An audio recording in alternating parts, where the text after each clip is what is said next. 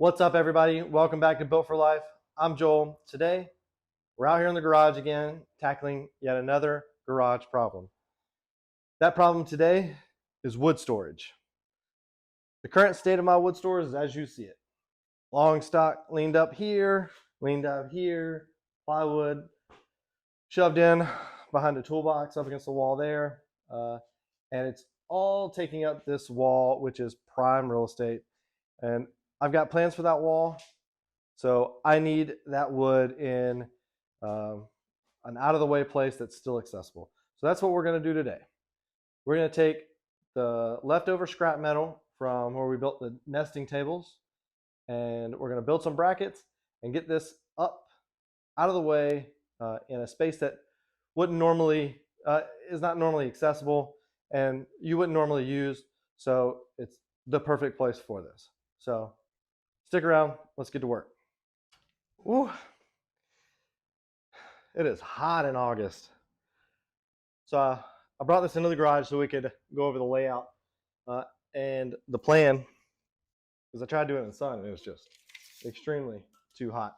So the pieces of scrap, I have 4 of these left over, and they're the legs from the large table, the large nesting table. And I have 4 of these, and they're, a hair over 54 inches. So this is what I have to use, and this is how I'm going to lay it out. The vertical wall above the garage gives me 24 inches of space to bolt something to, or 24 inches to stack up. So that's what we're going to do. I'm going to take this channel, I'm going to turn it into just an L, and then bolt it to the wall through the studs, and create a bracket that we can set the wood on lengthwise. So to start that out, we got to create our L. Well, this is a channel, and the easy and most efficient way to do that is lay it out. So it gives me the wall is 24 inches. I have 24 inches to use. I'm only going to use 23. There's my 23-inch mark. Square that off. Now what I'm going to do is I'm going to take this square and use the 45-degree side. I'm going to mark off 45 degrees this way.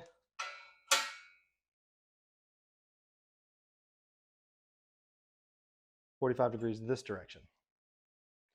Now,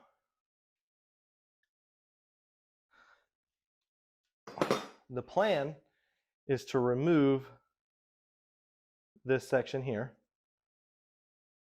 and do the same thing on the opposite side here.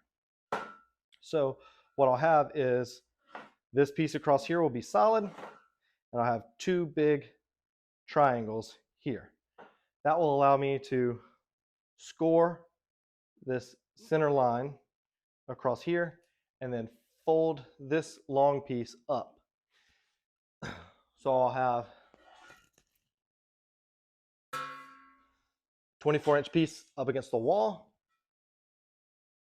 this triangle cut out here, and then this portion will flip up and then stick out 30 inches roughly from the wall, giving me 30 inches of space and 24 inches high of area that I can stack up. Right now, the plan is to make 3 of these. I may end up making 4 just to account for different lengths of stock, because if I just made 2 that were 8 foot long and I had something shorter that was that were 8 foot apart, and I had something shorter than 8 foot, then I wouldn't be able to stick it up there. I have a lot of stuff that is under 8 foot. I get a lot of specialty woods that, a lot of that stuff doesn't even come in 8 foot. So yeah, so we may end up doing 3, spacing out the first 2 foot and then 6 foot apart, and see how that works. So I got stuff under 2, or I may end up just go ahead and making the 4 and then spacing them 2 foot apart all the way across the 8 foot section of wall that I'm using. Either way, I'm going to go ahead and lay out all 4 and then get to cutting. Once I get one cut and bent, I'll kind of eyeball it up there and make a decision from there.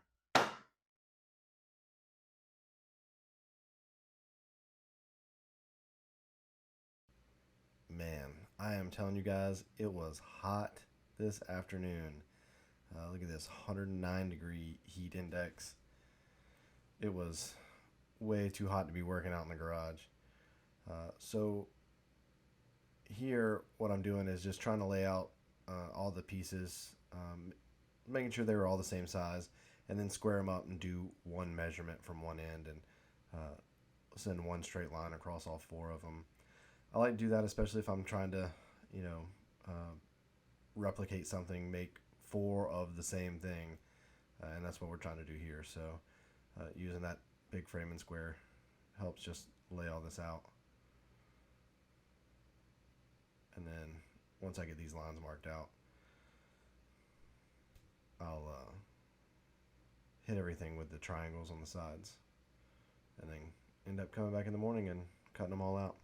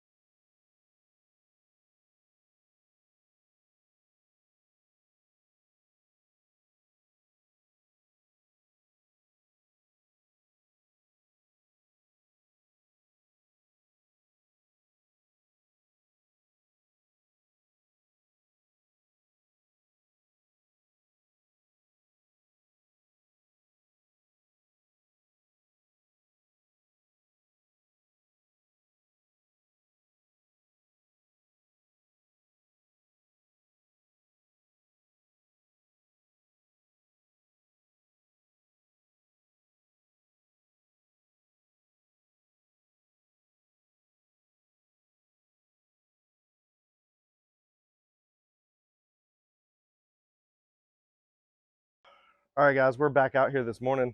Got everything marked out yesterday afternoon, but it was just insanely hot. I'm gonna put some screenshots of the temperature. I think the heat index was like over 100, 109 or something like that. So we're back out here this morning. It's, I don't know, 10 minutes to 9 in the morning. As you can see, I'm already pouring sweat, and I think the heat index is already almost 100 degrees. So we're gonna get these things sliced up, and then we're gonna get back in that garage, turn the AC on, and get them welded up and get them cleaned up. So we're out here in the yard because I don't really like cutting metal in the garage. It's just way more to clean up. Cutting with the angle grinder just sends metal everywhere, and it's much more little fine particles, harder to clean up. So I prefer to cut metal out here where I don't have to clean it up. But yeah, let's get going.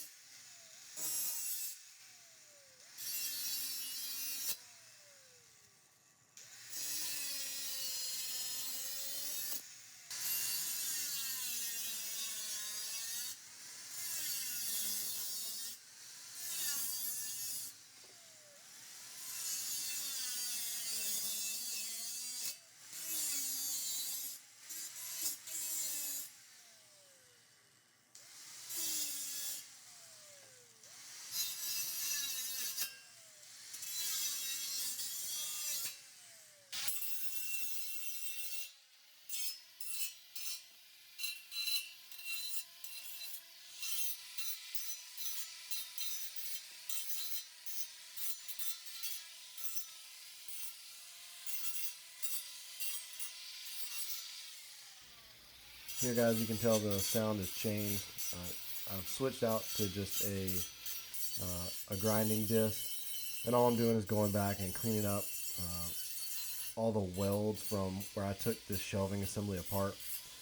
See, this metal all came from, this particular metal came from a scrap bin that I rescued. It was a pallet rack, and chopped it up to make the nesting tables that I keep talking about. And if you're interested in seeing what those look like, they're pretty awesome. I'll put a link up here that you can click on. So the goal here is to just get all those sharp edges knocked down, because there was some leftover weld from where I cut all the supports off of the pallet rack. So the goal here, get all those welds knocked down, knock down all the corners, get rid of all the sharp edges as much as possible with a grinding wheel. And then I'm going to swap out to a 120 grit flap disc right here and hit all the edges, no sharp edges. It's just I don't know, yeah, this is a quick and dirty job, but I hate sharp edges on metal work. It just makes your stuff look terrible. And not to mention, if it's going to be sharp, I'm guaranteed to cut myself. So take a little bit of time here and just clean it up.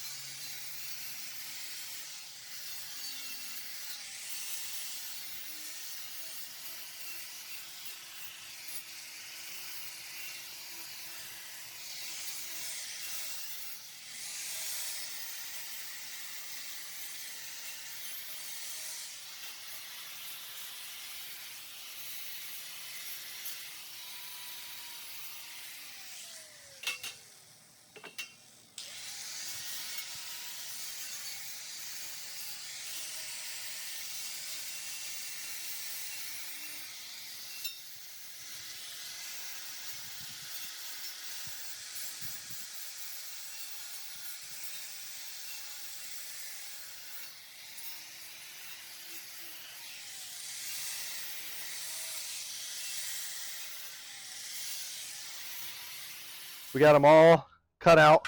Went ahead and cut 4 because I'm going to play with the measurements on the wall as far as separation.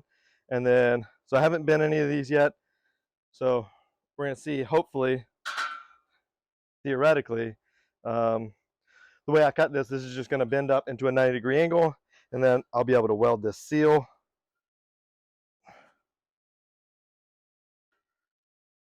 So just like that. Decent little gap there, nothing too big for me to weld. Put it on a square, tack it, and then weld that seam. I'm also, while I have it down, I'm going to drill some holes in this, actually in this short one, on the short side here, and that's what my lag bolts are going to go through into the wall, and then I'll have a full 30 inches of level bracket to hold the to hold all the wood. So yeah, we're gonna get all that. I'm gonna get all this back into the garage and start cooling off. As you can see, it is super hot out here, so try to get in some shade.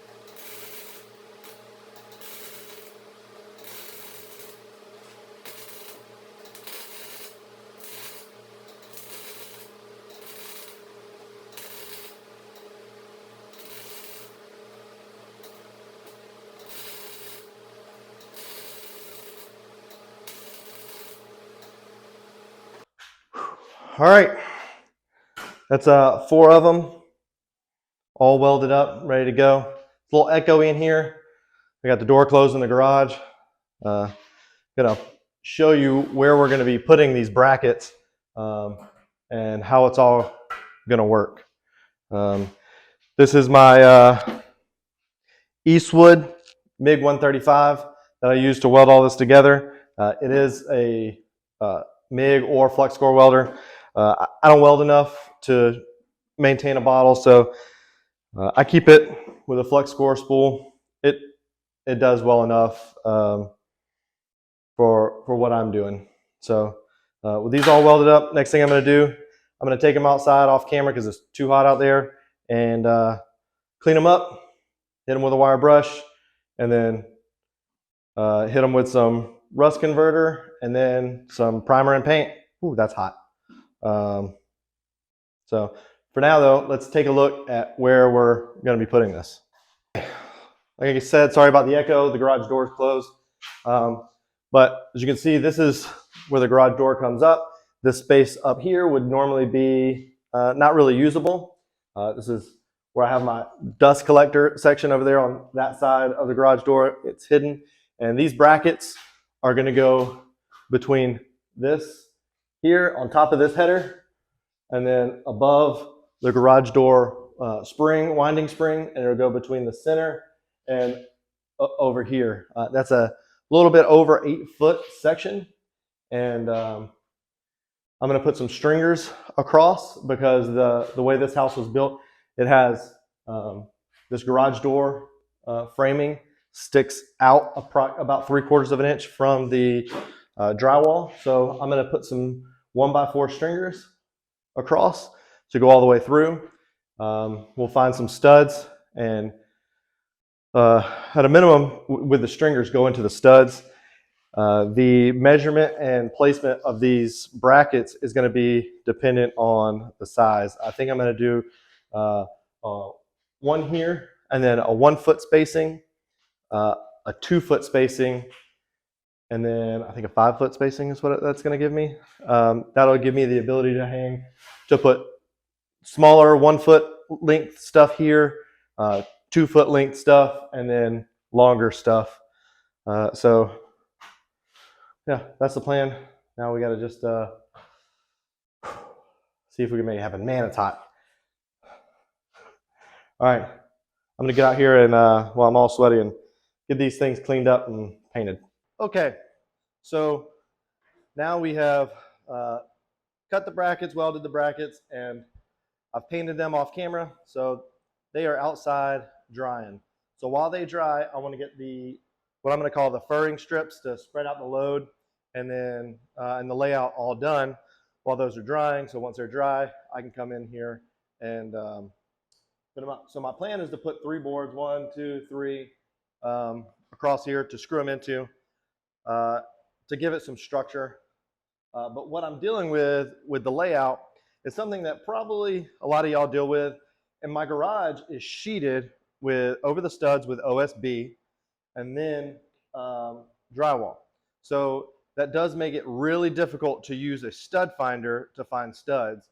And the easiest way I've found to do this, to find studs, is to just use a regular, I don't know what you call them, the super strong silver magnets, and then put it in just a piece of blue painter's tape and then drag it along the wall, and you can feel it like pull on it right there. I've already found that one.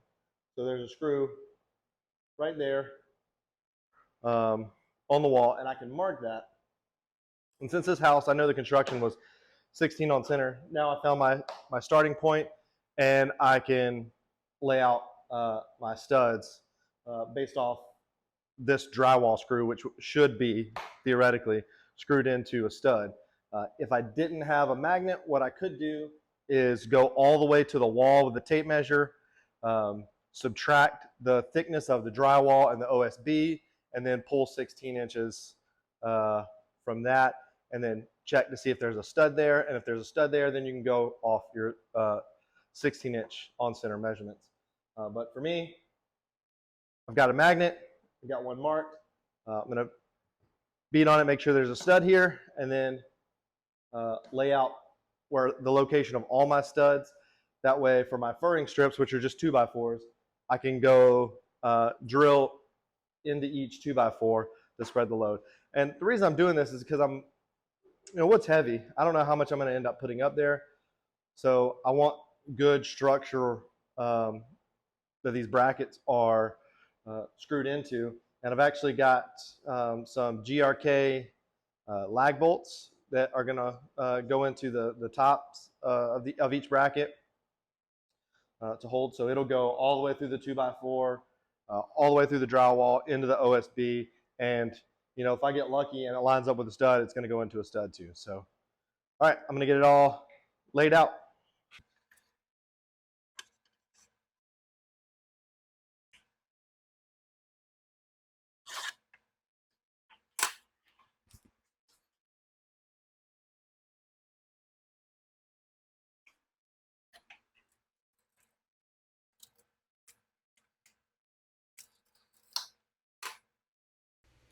So all I've done here, guys, is taken that first screw that I found. I used my level, marked a vertical line, got my tape measure, marked 16 inches from that, used my level, marked a vertical line, and now I'm going back the other way. And all I'm doing is marking out where studs should be, and then once I run a screw in there, I'll know. And then you can kind of tap on the wall and hear whether there's a hollow sound or a solid sound. That'll give you a good idea of whether there's a stud back there as well.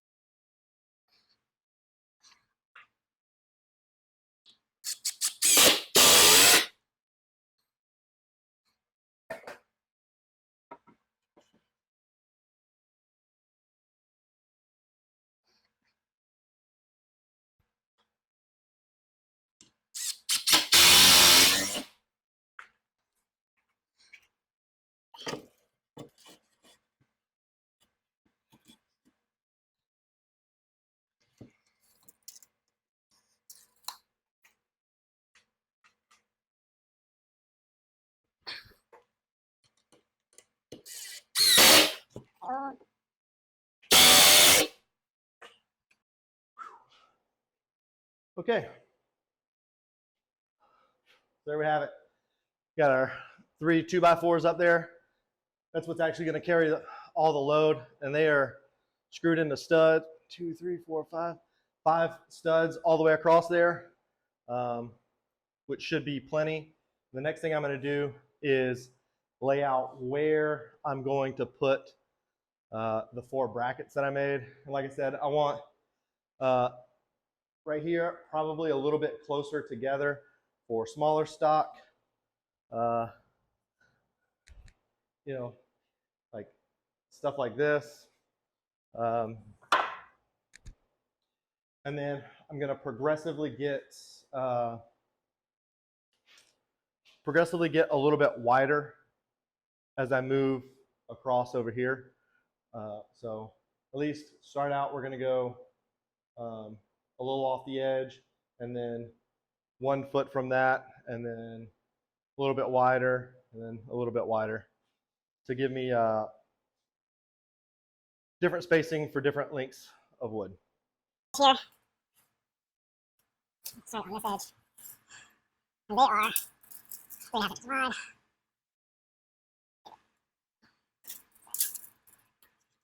Edge of 3/4 on center. So I go.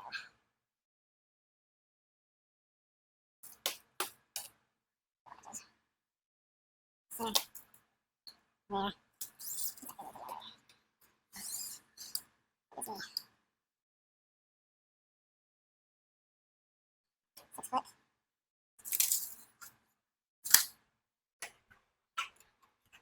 There we go.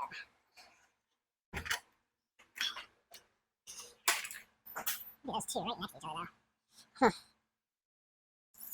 think I may go inside the inside. 12 inches. And then this would be 3.5. This would be inside the inside would be 24. Half. Center. Right center. This would be this side. 45 inches.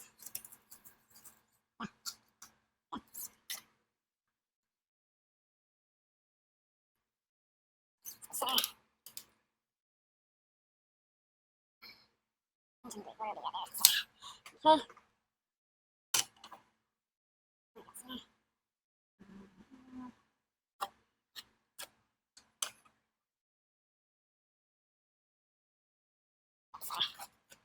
All right, I think that's going to work. First one's going to start over here at the edge, and then there's going to be a 12-inch gap, and then the second one, and then a 2-foot gap, and the third one, and then basically like a 42-inch gap to the final one. So I'll be able to keep my small stock down here, and then my longer stock on this side. All right, let's go. I'm gonna go check, see if the brackets are dry, and when they are, I'm gonna bring them in and start mounting them. All right, I got it all mounted. I think it's gonna work out great. You know, I get basically 23 inches of space to put wood up there. Now, obviously there are lumber racks on online that you can buy off Amazon. Nothing, I think, that's going to get you this many brackets for inexpensive. This ended up costing me, so I already had the metal. The paint is left over from previous projects. The only thing that I purchased for this project is the lags and the 2x4s. So all in all, it's like 15 bucks. I think it's a great way to use scrap metal. So this gets rid of, or this is a good solution for all of my long stuff. Just straight boards. Now, sheet material, 4x8 plywood. I usually have half sheets as in 4x4. So I haven't figured out a good solution for that. And I don't know that there is one.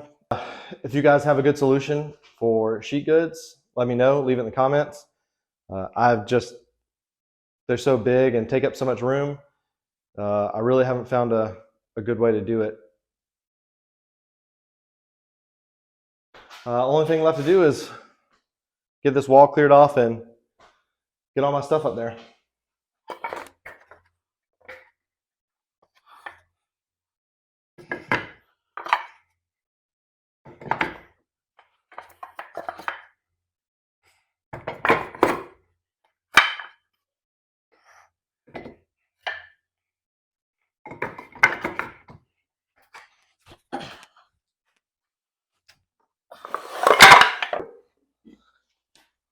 All of that short material stock that I have are it's all planed down 1.5 inches by 2 inches, and I use it to make these giant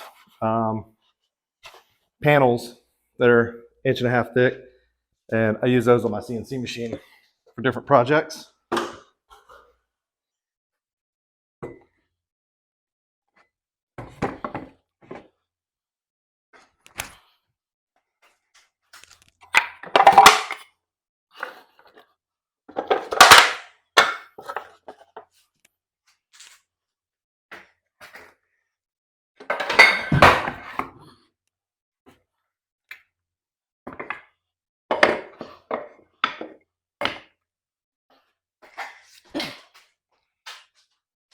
Shoo!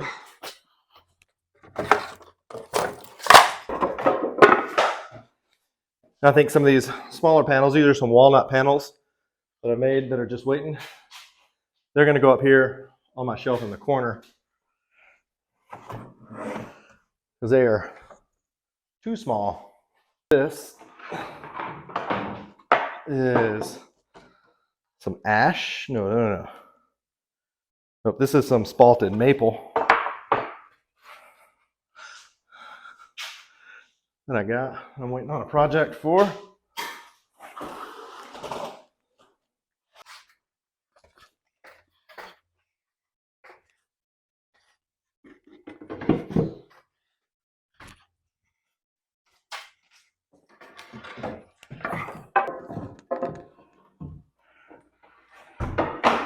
Got some ash here. That's that I use to make one of my products with. All right. This is some primed pine that I'm about to make some signs out of.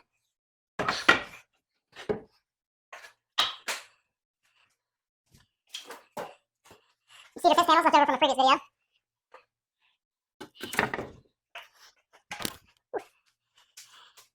And